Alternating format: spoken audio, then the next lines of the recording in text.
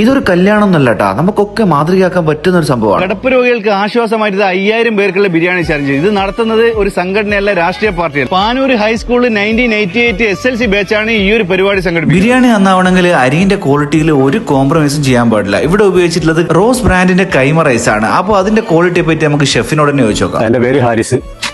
ഞാൻ 25 വർഷമായിട്ട് പാചകരംഗത്തുണ്ട്. പലതരം ബ്രാൻഡുകൾ യൂസ് ചെയ്തിട്ടുണ്ടെങ്കിലും ഈയിടെ ഒരു 3-4 വർഷമായിട്ട് റോസ് ബ്രാൻഡ് അരി യൂസ് ചെയ്യാൻ തുടങ്ങിയിട്ടുണ്ട്. കുഴപ്പമൊന്നുമില്ല, നിങ്ങൾക്ക് മുതൽ ഉപയോഗിച്ച് നോക്കാം.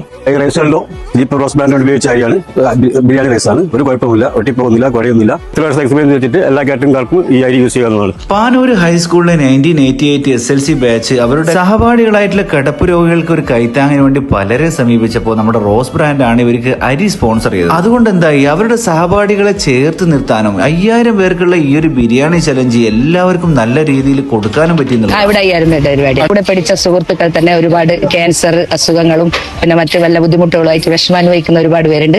അവർക്കൊരു തണലായി നമ്മളെ കൂടെ പഠിക്കുന്ന സഹപാഠികൾ എന്തെങ്കിലും ഒന്ന് നമ്മളെ കൊണ്ട് ചെയ്യാമെന്നുള്ള ഉദ്ദേശത്തിൽ എല്ലാവരും കൂടി എടുത്തൊരു തീരുമാനത്തിൽ ഞങ്ങളുടെ സഹപാഠികൾക്ക് വേണ്ടി ഒരു ബിരിയാണി ചലഞ്ച് ഒരുക്കിയത്. ഈ ഒരു ആവശ്യമായിട്ട് ബന്ധപ്പെട്ടപ്പോൾ ഈ സ്പോൺസേഴ്സിന്റെ ഭാഗത്ത് നല്ല സപ്പോർട്ട് ഉണ്ടായിട്ടുണ്ടോ? അതെ, സ്പോൺസേഴ്സ് എല്ലാവരും നല്ല സപ്പോർട്ടാണ്.